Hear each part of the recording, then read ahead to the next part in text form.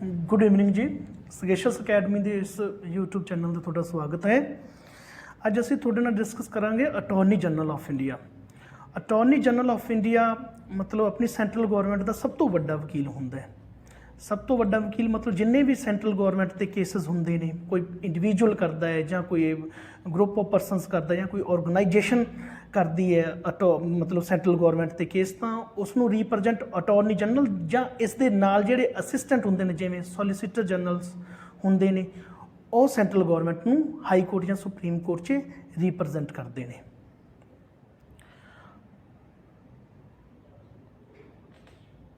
Attorney general जिवें कि already तुहानूं दस सके कि ये मेन लीगल काउंसल होंदा है सेंट्रल गौरमेंट का, जिहड़ा सुप्रीम कोर्ट ते जिन्ने भी हाई कोर्ट्स ने इंडिया के उत्थे सेंट्रल गौरमेंट नूं रिप्रजेंट करता है। तो हाईएस्ट लॉ ऑफिसर होंदा है कंट्री का। मतलब जे आप करिए भी सब तो लॉ ऑफिसर सब तो वड्डा तकड़ा किहड़ा है, वड्डा किहड़ा है मतलब कंट्री 'च, तो वह अटॉर्नी जनरल ही होंदा है। इस तरह स्टेट 'च भी होंदे ने, स्टेट गौरमेंट के भी मतलब आपदे लॉ ऑफिसर होंदे ने, हाईएस्ट लॉ ऑफिसर होंदे ने, जिवें कि केरला या पंजाब का या हरियाणे का उन्हां दे, पर उन्हां नूं कहा जाता है एडवोकेट जनरल।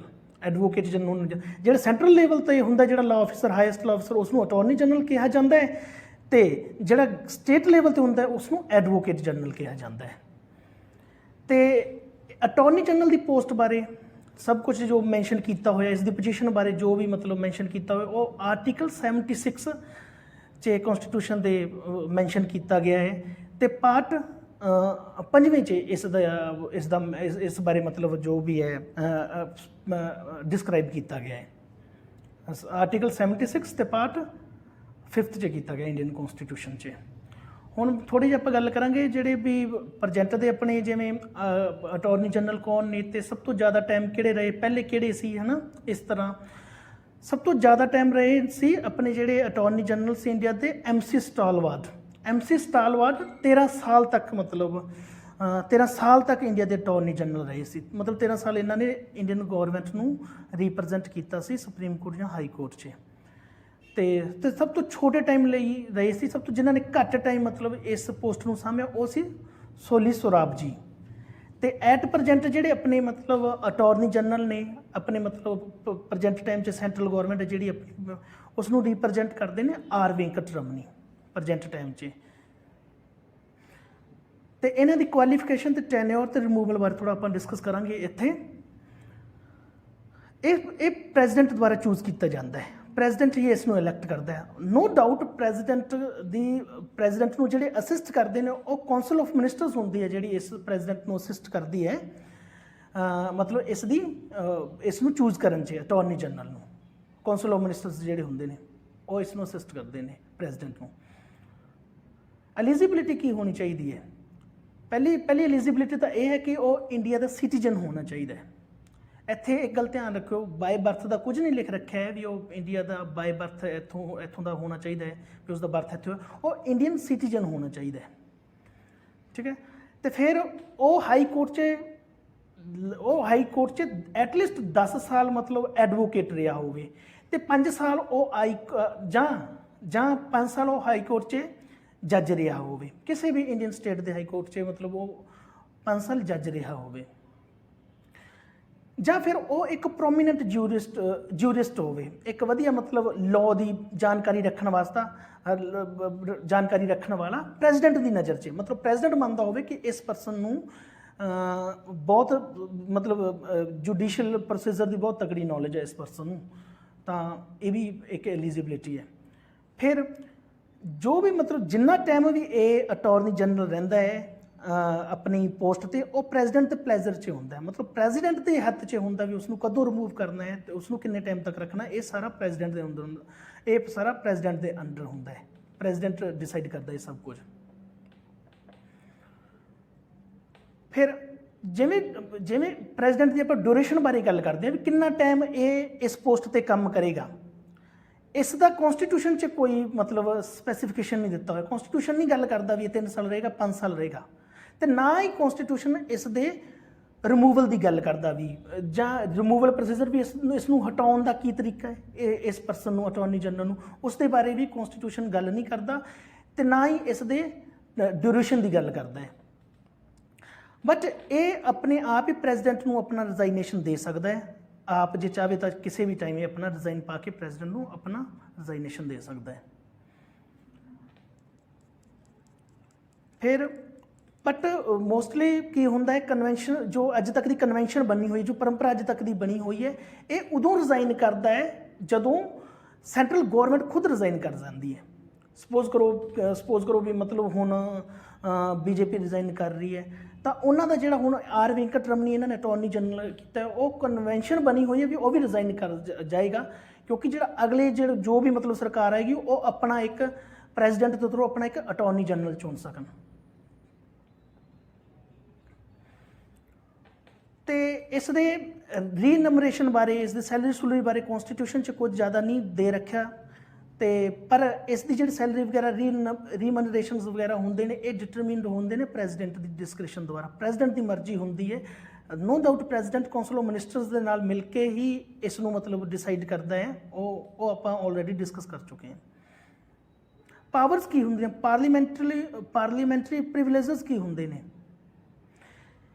ਇਹ ਸਾਰੇ ਹਾਈ ਕੋਰਟ ਸੁਪਰੀਮ ਕੋਰਟ 'ਚ ਜਾ ਕੇ ਐਜ਼ ਏ ਆਡੀਅੰਸ ਉੱਥੇ ਬੈਠ ਸਕਦਾ ਹੈ। ਜਿੰਨੇ ਵੀ ਦੇਸ਼ ਦੇ ਹਾਈ ਕੋਰਟ ਨੇ ਸਭ 'ਚ ਜਾ ਕੇ ਬੈਠ ਸਕਦਾ ਹੈ, ਤੇ ਸੁਪਰੀਮ ਕੋਰਟ 'ਚ ਜਾ ਕੇ ਬੈਠ ਸਕਦਾ ਹੈ, ਤੇ ਪਾਰਲੀਮੈਂਟ ਦੀਆਂ ਜਿੰਨੀਆਂ ਪ੍ਰੋਸੀਡਿੰਗਸ ਨੇ ਉਹਨਾਂ 'ਚ ਭਾਗ ਲੈ ਸਕਦਾ ਹੈ। ਪਾਰਲੀਮੈਂਟ ਦੀ ਜਿੰਨੀ ਕਮੇਟੀਜ਼ ਨੇ ਉਹਨਾਂ ਦਾ ਮੈਂਬਰ ਬਣ ਸਕਦਾ ਹੈ, ਠੀਕ ਹੈ। ਬਟ ਇਸ ਕੋਲ ਰਾਈਟ ਟੂ ਵੋਟ ਨਹੀਂ ਹੁੰਦਾ। ਜਿਵੇਂ other member of parliament vote ਕਰਦੇ ਨੇ ਕਿਸੇ ਇਸ਼ੂ 'ਤੇ, ਜਿਹੜਾ ਇਹ ਹੁੰਦਾ ਹੈ ਅਟਾਰਨੀ ਜਨਰਲ ਹੁੰਦਾ, ਇਸ ਕੋਲ ਰਾਈਟ ਟੂ ਵੋਟ ਨਹੀਂ ਹੁੰਦਾ, ਇਹ ਵੋਟ ਨਹੀਂ ਕਰਦਾ ਹੁੰਦਾ। ਇਹ ਪ੍ਰਾਈਵੇਟ ਪ੍ਰੈਕਟਿਸ ਵੀ ਕਰ ਸਕਦਾ ਹੈ, ਜਿਵੇਂ ਜਿਸ ਤਰ੍ਹਾਂ ਇਹ ਮਤਲਬ ਕੇਸਸ ਸੈਂਟਰਲ ਗੌਰਮੈਂਟ ਦੇ ਲੜ ਰਹੇ ਸੁਪਰੀਮ ਕੋਰਟ ਹਾਈ ਕੋਰਟ 'ਚ, ਇਹ ਪ੍ਰਾਈਵੇਟ ਪ੍ਰੈਕਟਿਸ ਵੀ ਕਰ ਸਕਦਾ ਹੈ। ਬਟ ਜਿੱਥੇ ਜਿਹੜਾ ਕੇਸ ਵੀ ਇਹ ਲੜ ਰਿਹਾ ਹੈ ਉਸ 'ਚ ਸਟੇਟ ਇਨਵੋਲਵ ਨਹੀਂ ਹੋਣੀ ਚਾਹੀਦੀ, ਉਸ 'ਚ ਓਪੋਜੀਸ਼ਨ ਪਾਰਟੀ ਸਟੇਟ ਨਾ ਹੋਵੇ, ਮਤਲਬ ਸਟੇਟ ਦੇ ਵਿਰੁੱਧ ਨਹੀਂ ਇਹ ਕੇਸ ਲੜ ਸਕਦਾ, ਠੀਕ ਹੈ ਨਾ। ਇਸ ਕਰਕੇ ਇਸ ਨੂੰ ਮਤਲਬ ਪ੍ਰੋਪਰ ਸੈਲਰੀ ਨਹੀਂ ਦਿੱਤੀ ਜਾਂਦੀ, ਇਸ ਨੂੰ ਇੱਕ ਰਿਟੇਨਰ ਦਿੱਤਾ ਜਾਂਦਾ ਹੈ। ਇਸ ਨੂੰ ਮਤਲਬ ਰਿਟੇਨ ਕਰਨ ਵਾਸਤੇ ਟਾਈਮ ਟੂ ਟਾਈਮ ਜੋ ਪੈਸੇ ਦਿੱਤੇ ਜਾਂਦੇ ਨੇ ਉਸ ਨੂੰ ਰਿਟੇਨਰ ਕਿਹਾ ਜਾਂਦਾ ਹੈ, ਤਾਂ ਕਿ ਇਹ ਮਤਲਬ ਆਪਣਾ ਕੰਮ ਮਤਲਬ ਜਦੋਂ ਲੋੜ ਪਵੇ ਗੌਰਮੈਂਟ ਨੂੰ, ਇਸ ਤੋਂ ਆਪਣੇ ਕੇਸ ਗੌਰਮੈਂਟ ਸੈਂਟਰਲ ਗੌਰਮੈਂਟ ਆਪਣੇ ਲੜਵਾ ਸਕੇ, ਠੀਕ ਹੈ ਨਾ। ਲਗਭਗ ਜਿਹੜੇ ਇਹਦੀ ਜਿਹੜੀ ਮਤਲਬ ਸੈਲਰੀ ਹੁੰਦੀ ਹੈ ਉਹ ਸੁਪਰੀਮ ਕੋਰਟ ਦੇ ਜੱਜ ਦੇ ਬਰਾਬਰ ਹੁੰਦੀ ਹੈ। ਫਿਰ ਅਟਾਰਨੀ ਜਨਰਲ ਦੇ ਫੰਕਸ਼ਨਸ ਕੀ ਹੁੰਦੇ ਨੇ, ਅਟਾਰਨੀ ਜਨਰਲ ਕੀ ਕੰਮ ਕਰਦਾ ਹੈ। ਸਭ ਤੋਂ ਪਹਿਲਾਂ ਤਾਂ ਜੋ ਵੀ ਮੈਟਰ ਇਸ ਨੂੰ ਪ੍ਰੈਜ਼ੀਡੈਂਟ ਦੁਆਰਾ ਭੇਜੇ ਜਾਂਦੇ ਨੇ ਉਹਨਾਂ 'ਤੇ ਐਡਵਾਈਸ ਦਿੰਦਾ ਹੈ। ਜੋ ਵੀ ਮੈਟਰ ਹੋਵੇ, ਜੋ ਵੀ ਲੀਗਲ ਮੈਟਰ ਨੇ, ਲੀਗਲ ਪ੍ਰੋਸੀਜਰ ਨੇ, ਪ੍ਰੈਜ਼ੀਡੈਂਟ ਇਸ ਨੂੰ ਭੇਜਦਾ, ਉਹਨਾਂ 'ਤੇ ਐਡਵਾਈਸ ਕਰਦਾ ਹੈ ਅਟਾਰਨੀ ਜਨਰਲ। ਫਿਰ ਇਹ ਸੁਪਰੀਮ ਕੋਰਟ 'ਚ ਅਤੇ ਹਾਈ ਕੋਰਟ 'ਚ ਸੈਂਟਰਲ ਗੌਰਮੈਂਟ ਨੂੰ ਡਿਫੈਂਡ ਕਰਦਾ ਹੈ, ਮਤਲਬ ਸੈਂਟਰਲ ਗੌਰਮੈਂਟ ਦੇ ਕੇਸਿਸ ਲੜਦਾ ਹੈ। ਸੈਂਟਰਲ ਗੌਰਮੈਂਟ 'ਤੇ ਜੋ ਵੀ ਭਾਵੇਂ ਇੰਡੀਵਿਜੂਅਲ ਪਰਸਨਸ ਨੇ, ਭਾਵੇਂ ਕੋਈ ਗਰੁੱਪ ਆਫ ਪਰਸਨ ਜਦੋਂ ਸੈਂਟਰਲ ਗੌਰਮੈਂਟ 'ਤੇ ਕੇਸ ਕਰਦੇ ਨੇ, ਤਾਂ ਜਿਹੜਾ ਅਟਾਰਨੀ ਜਨਰਲ ਹੁੰਦਾ ਹੈ ਉਹ ਸੈਂਟਰਲ ਗੌਰਮੈਂਟ ਨੂੰ ਸੁਪਰੀਮ ਕੋਰਟ ਜਾਂ ਹਾਈ ਕੋਰਟ 'ਚ ਜਾ ਕੇ ਡਿਫੈਂਡ ਕਰਦਾ ਹੈ। ਫਿਰ ਇਸ ਤੋਂ ਬਿਨਾਂ ਉਹ ਕੀ ਕਰਦਾ ਹੈ, ਇਸ ਤੋਂ ਬਿਨਾਂ ਮਤਲਬ ਜੋ ਵੀ ਇਸ ਨੂੰ ਪ੍ਰੈਜ਼ੀਡੈਂਟ ਦੁਆਰਾ ਜੋ ਵੀ ਟੌਪਿਕਸ ਦਿੱਤੇ ਜਾਂਦੇ ਨੇ ਉਹਨਾਂ ਦਾ ਐਜ਼ ਏ ਲੀਗਲ ਮਤਲਬ ਇਨਵੈਸਟੀਗੇਟਰ ਬਣ ਕੇ ਕੰਮ ਕਰਦਾ ਹੈ। ਇਸ ਤੋਂ ਫਿਰ ਐਡੀਸ਼ਨਲ ਡਿਊਟੀਜ਼ ਕੀ ਹੁੰਦੀਆਂ ਨੇ, ਐਡੀਸ਼ਨਲ ਡਿਊਟੀਜ਼ ਕੀ ਹੁੰਦੀਆਂ ਨੇ, ਇੱਕ ਪ੍ਰੈਜ਼ੀਡੈਂਟ ਇੱਕ ਆਰਟੀਕਲ ਹੈ 143 143 ਆਰਟੀਕਲ 'ਚ ਇਹ ਕਿਹਾ ਗਿਆ ਪ੍ਰੈਜ਼ੀਡੈਂਟ ਸੁਪਰੀਮ ਕੋਰਟ ਤੋਂ ਲੀਗਲ ਐਡਵਾਈਸ ਮੰਗ ਸਕਦਾ ਹੈ, ਤੇ ਉਸ ਜਗ੍ਹਾ ਜੋ ਇੰਡੀਅਨ ਗੌਰਮੈਂਟ ਨੂੰ ਰਿਪਰੈਜ਼ੈਂਟ ਕਰ ਰਿਹਾ ਹੁੰਦਾ ਹੈ ਉਹ ਪਰਸਨ ਅਟਾਰਨੀ ਜਨਰਲ ਹੀ ਹੁੰਦਾ ਹੈ। ਮਤਲਬ ਜਦੋਂ ਵੀ ਕਦੇ president legal advice supreme court ਤੋਂ ਮੰਗਦਾ ਹੈ ਤਾਂ ਉਦੋਂ ਜਿਹੜਾ ਇੰਡੀਅਨ ਗੌਰਮੈਂਟ ਨੂੰ ਰਿਪਰੈਜ਼ੈਂਟ ਕਰ ਰਿਹਾ ਹੁੰਦਾ ਪਰਸਨ ਉਹ ਅਟਾਰਨੀ ਜਨਰਲ ਹੁੰਦਾ ਹੈ। ਹੁਣ ਲਿਮਿਟੇਸ਼ਨਸ ਕੀ ਹੁੰਦੀਆਂ ਨੇ ਅਟਾਰਨੀ ਜਨਰਲ ਆਫ ਇੰਡੀਆ ਦੀ, ਸਭ ਤੋਂ ਪਹਿਲੀ ਤਾਂ ਲਿਮਿਟੇਸ਼ਨ ਇਹੀ ਹੁੰਦੀ ਹੈ, ਇਹ ਕਦੇ ਵੀ ਇੰਡੀਅਨ ਗੌਰਮੈਂਟ ਦੇ ਅਗੇਂਸਟ ਸਟੇਟਮੈਂਟ ਸਬਮਿਟ ਨਹੀਂ ਕਰ ਸਕਦਾ, ਨਾ ਹੀ ਕਿਸੇ ਨੂੰ ਰੈਕਮੈਂਡ ਕਰ ਸਕਦਾ, ਕ੍ਰਿਟਿਸਾਈਜ਼ ਨਹੀਂ ਕਰ ਸਕਦਾ ਇੰਡੀਅਨ ਗੌਰਮੈਂਟ ਨੂੰ। ਲਿਮਿਟੇਸ਼ਨ ਕਿਉਂਕਿ ਇਹ ਇੰਡੀਅਨ ਗੌਰਮੈਂਟ ਦਾ ਵਕੀਲ ਹੁੰਦਾ ਹੈ ਨਾ, ਇਸ ਕਰਕੇ ਇੰਡੀਅਨ ਗੌਰਮੈਂਟ ਨੂੰ ਕ੍ਰਿਟਿਸਾਈਜ਼ ਨਹੀਂ ਕਰ ਸਕਦਾ। ਤੇ ਫਿਰ ਇਹ ਕਿਸੇ ਆਪਣੀ ਮਰਜ਼ੀ ਨਾਲ ਕਿਸੇ ਵੀ government of India the ministry ਨੂੰ, ਡਿਪਾਰਟਮੈਂਟ ਨੂੰ, ਕਿਸੇ ਸਟੈਚੂਟਰੀ ਬੋਡੀ ਨੂੰ, ਕਿਸੇ ਪਬਲਿਕ ਸੈਕਟਰ ਕੰਪਨੀ ਨੂੰ ਇਹ ਕੋਈ ਵੀ ਐਡਵਾਈਸ ਨਹੀਂ ਦੇ ਸਕਦਾ। ਇੱਕ ਐਕਸੈਪਸ਼ਨ ਹੈ, ਕਦੋਂ ਐਡਵਾਈਸ ਇਹ ਦੇਗਾ, ਜਦੋਂ ਡਿਪਾਰਟਮੈਂਟ ਆਫ ਲੀਗਲ ਅਫੇਅਰ ਜਿਹੜਾ ministry of law and justice ਦੇ ਅੰਡਰ ਹੋਏਗਾ, ਜਦੋਂ ਉਹ ਇਸ ਨੂੰ ਕਹਿੰਦਾ ਹੈ ਵੀ ਤੂੰ ਐਡਵਾਈਸ ਦੇ, ਫਿਰ ਹੀ ਐਡਵਾਈਸ ਦੇ, ਅਦਰਵਾਈਜ਼ ਇਹ ਐਡਵਾਈਸ ਨਹੀਂ ਦੇ ਸਕਦਾ। ਤੇ ਜਿਹੜਾ ਅਟਾਰਨੀ ਜਨਰਲ ਹੈ ਇਹ full time legal adviser government ਦਾ ਨਹੀਂ ਹੁੰਦਾ, ਇਨਡਾਇਰੈਕਟਲੀ, ਇਹ ਡਾਇਰੈਕਟਲੀ ਗਵਰਨਮੈਂਟ ਦੁਆਰਾ ਨਹੀਂ ਚੁਣਿਆ ਜਾਂਦਾ, ਇਹ ਤੇ ਨਾਲੇ ਇਹ ਫੁੱਲ ਟਾਈਮ ਲੀਗਲ ਐਡਵਾਈਜ਼ਰ ਨਹੀਂ ਹੁੰਦਾ, ਤੇ ਇਹ ਪ੍ਰੈਜ਼ੀਡੈਂਟ ਦੁਆਰਾ ਚੁਣਿਆ ਜਾਂਦਾ। ਨੋ ਡਾਊਟ ਪ੍ਰੈਜ਼ੀਡੈਂਟ ਨੂੰ ਜਿਹੜੇ ਮਤਲਬ ਕੌਂਸਲ ਆਫ ਮਿਨਿਸਟਰਸ ਨੇ ਉਹ ਅਸਿਸਟ ਕਰਦੇ ਨੇ ਇਸ ਦੀ ਅਪੁਆਇੰਟਮੈਂਟ ਲਈ, ਬਟ ਇਹ ਡਾਇਰੈਕਟਲੀ ਮਤਲਬ ਉਹਨਾਂ ਦੁਆਰਾ ਨਹੀਂ ਚੁਣਿਆ ਜਾਂਦਾ ਸੈਂਟਰਲ ਗਵਰਨਮੈਂਟ ਦੁਆਰਾ। ਫਿਰ ਇਹ ਕੋਈ ਵੀ ਮਤਲਬ ਪ੍ਰਾਈਵੇਟ ਪ੍ਰੈਕਟਿਸ ਕਰ ਸਕਦਾ ਹੈ। ਇੱਕ ਤਾਂ ਪਹਿਲਾਂ ਕੰਡੀਸ਼ਨ ਤੁਹਾਨੂੰ ਦੱਸੀ ਕਿ ਉੱਥੇ ਜਿਸ ਵੀ ਪ੍ਰਾਈਵੇਟ ਜੋ ਵੀ ਮਤਲਬ ਇਹ ਪ੍ਰੈਕਟਿਸ ਕਰ ਰਿਹਾ ਲਾਅ ਪ੍ਰਾਈਵੇਟ ਆਪਣੇ ਬਿਹਾਫ ਤੇ ਕਰ ਰਿਹਾ, ਕਿਸੇ ਦਾ ਕੇਸ ਲੜ ਰਿਹਾ, ਉੱਥੇ ਪਹਿਲੀ ਗੱਲ ਤਾਂ ਇਹ ਹੈ ਵੀ ਸਟੇਟ ਉਸਦੇ ਓਪੋਜੀਸ਼ਨ 'ਚ ਨਹੀਂ ਹੋਣੀ ਚਾਹੀਦੀ, ਠੀਕ ਹੈ। ਦੂਜੀ ਗੱਲ ਇਹ ਹੈ ਕਿ ਜੇ ਇਹ ਕਿਸੇ ਦਾ ਕੋਈ ਕ੍ਰਿਮੀਨਲ ਕੇਸ ਲੜ ਰਿਹਾ, ਸਿਵਲ ਕੇਸ ਤਾਂ ਲੜਦੇ ਹੀ ਹੁੰਦੇ ਨੇ, ਜੇ ਕੋਈ ਕ੍ਰਿਮੀਨਲ ਕੇਸ ਲੜ ਰਿਹਾ, ਇਹ government of India the permission ਤੋਂ ਬਿਨਾਂ ਨਹੀਂ ਲੜੇਗਾ ਇਹ ਕੇਸ। ਫਿਰ ਇਹ ਕਿਸੇ ਵੀ ਬਿਜ਼ਨਸ ਜਾਂ ਕਾਰਪੋਰੇਸ਼ਨ ਦੀ ਡਾਇਰੈਕਟਰਸ਼ਿਪ ਐਕਸੈਪਟ ਨਹੀਂ ਕਰੇਗਾ, ਕਿਸੇ ਵੀ ਬਿਜ਼ਨਸ ਦਾ ਕਾਰਪੋਰੇਸ਼ਨ ਦਾ ਡਾਇਰੈਕਟਰ ਨਹੀਂ ਬਣੇਗਾ। ਫਿਰ ਇਸ ਨੂੰ ਅਸਿਸਟ ਕਰਨ ਵਾਸਤੇ ਅੱਗੇ ਸੋਲੀਸਿਟਰ ਜਨਰਲ ਆਫ ਇੰਡੀਆ ਹੁੰਦਾ ਹੈ, ਇੱਕ ਸੋਲੀਸਿਟਰ ਜਨਰਲ ਆਫ ਇੰਡੀਆ ਹੁੰਦਾ ਹੈ। ਫਿਰ ਉਸ ਦੇ ਨਾਲ ਨਾਲ additional solicitor generals of India ਹੁੰਦੇ ਨੇ ਜਿਹੜੇ ਇਸ ਨੂੰ ਅਸਿਸਟ ਕਰਦੇ ਨੇ ਅਟਾਰਨੀ ਜਨਰਲ ਆਫ ਇੰਡੀਆ ਨੂੰ। ਬਟ ਜਿਵੇਂ ਕਿ ਪਹਿਲਾਂ ਦੱਸਿਆ ਕਿ ਜਿਹੜਾ ਵੀ ਇਸ ਦੇ ਟੈਨਿਓਰ ਬਾਰੇ ਕੋਈ ਜ਼ਿਆਦਾ ਗੱਲ ਨਹੀਂ ਕੀਤੀ ਹੋਈ ਅਟਾਰਨੀ ਜਨਰਲ ਦੇ ਟੈਨਿਓਰ ਬਾਰੇ, ਪਰ ਸੋਲੀਸਿਟਰ ਜਨਰਲ ਆਫ ਇੰਡੀਆ ਇਸ ਦੇ ਟੈਨਿਓਰ ਬਾਰੇ ਮਤਲਬ ਕੌਨਸਟੀਟਿਊਸ਼ਨ ਦੇ ਤਾਂ ਸੋਲੀਸਿਟਰ ਜਨਰਲ ਆਫ ਇੰਡੀਆ ਬਾਰੇ ਗੱਲ ਨਹੀਂ ਕੀਤੀ ਗਈ, ਬਟ ਵੈਸੇ ਜੋ ਕਨਵੈਨਸ਼ਨਲੀ ਹੈ ਸੋਲੀਸਿਟਰ ਜਨਰਲ ਆਫ ਇੰਡੀਆ 3 ਸਾਲਾਂ ਵਾਸਤੇ ਅਪਾਇੰਟ ਕੀਤਾ ਗਿਆ। ਇਹਨਾਂ ਦਾ ਕੰਮ ਹੁੰਦਾ ਹੈ ਅਟਾਰਨੀ ਜਨਰਲ ਨੂੰ ਅਸਿਸਟ ਕਰਨਾ। ਸੋਲੀਸਿਟਰ ਜਨਰਲਸ ਆਫ ਇੰਡੀਆ ਜਾਂ additional solicitor generals of India ਬਾਰੇ ਕੌਨਸਟੀਟਿਊਸ਼ਨ 'ਚ ਗੱਲ ਨਹੀਂ ਕੀਤੀ ਗਈ, only attorney general of India ਬਾਰੇ ਗੱਲ ਕੀਤੀ ਗਈ ਹੈ, ਠੀਕ ਹੈ ਨਾ। ਫਿਰ ਐਡਵੋਕੇਟ ਜਨਰਲ ਹੁੰਦਾ, ਆਰਟੀਕਲ 165 ਜਿਹੜਾ ਕੌਨਸਟੀਟਿਊਸ਼ਨ ਦਾ ਉਹ ਐਡਵੋਕੇਟ ਜਨਰਲ ਬਾਰੇ ਗੱਲ ਕਰਦਾ ਹੈ। ਐਡਵੋਕੇਟ ਜਨਰਲ ਸਟੇਟ ਗੌਰਮੈਂਟ ਨੂੰ ਰਿਪਰੈਜ਼ੈਂਟ ਕਰਦਾ ਹੈ ਸੁਪਰੀਮ ਕੋਰਟ ਜਾਂ ਹਾਈ ਕੋਰਟ 'ਚ, ਤੇ ਉਹ ਸਟੇਟ ਦਾ ਹਾਈਐਸਟ ਲਾਅ ਆਫਿਸਰ ਹੁੰਦਾ ਹੈ। ਮਤਲਬ ਜਿਸ ਤਰ੍ਹਾਂ ਅਟਾਰਨੀ ਜਨਰਲ ਸੈਂਟਰਲ ਲੈਵਲ ਤੇ ਹਾਈਐਸਟ ਅਫਸਰ ਹੁੰਦਾ ਹੈ, ਇਸੇ ਤਰ੍ਹਾਂ ਹੀ ਐਡਵੋਕੇਟ ਜਨਰਲ ਹੁੰਦਾ ਹੈ ਜਿਹੜਾ ਉਹ ਸਟੇਟ ਲੈਵਲ ਤੇ ਹਾਈਐਸਟ ਲਾਅ ਆਫਿਸਰ ਹੁੰਦਾ ਹੈ।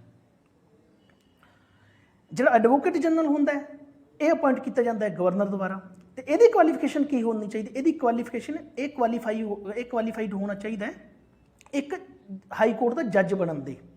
ਇਹ ਮਤਲਬ ਇਹ ਐਲੀਜੀਬਲ ਹੋਣਾ ਚਾਹੀਦਾ ਹਾਈ ਕੋਰਟ ਦਾ ਇੱਕ ਜੱਜ ਬਣਨ ਦੇ ਲਈ।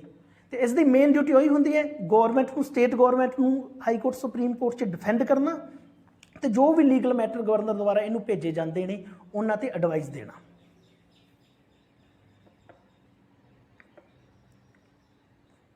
ਇਹ ਸੀ ਅੱਜ ਦਾ ਸਾਡਾ ਟੌਪਿਕ। ਆਪਾਂ ਡਿਫਰੈਂਟ ਮਤਲਬ ਪਰਸਨ ਬਾਰੇ ਗੱਲ ਕੀਤੀ, ਜਿਵੇਂ ਅਟਾਰਨੀ ਜਨਰਲ ਆਫ ਇੰਡੀਆ, ਤੇ ਫਿਰ ਸੋਲੀਸਿਟਰ ਜਨਰਲ ਆਫ ਇੰਡੀਆ, ਫਿਰ ਆਪਾਂ ਐਡਵੋਕੇਟ ਜਨਰਲ ਬਾਰੇ ਗੱਲ। ਅੱਜ ਲਈ ਤੁਹਾਡੇ ਲਈ ਅਸੀਂ ਇੱਕ ਕੁਐਸਚਨ ਛੱਡਾਂਗੇ ਇੱਥੇ ਕਿ which of the following articles of constitution mentions contingency fund of India. ਕਿਹੜਾ article contingency fund of India ਦੀ ਗੱਲ ਕਰਦਾ ਹੈ? ਆਪਸ਼ਨਸ ਨੇ article 266, article 267, article 165, article 167। Thank you very much.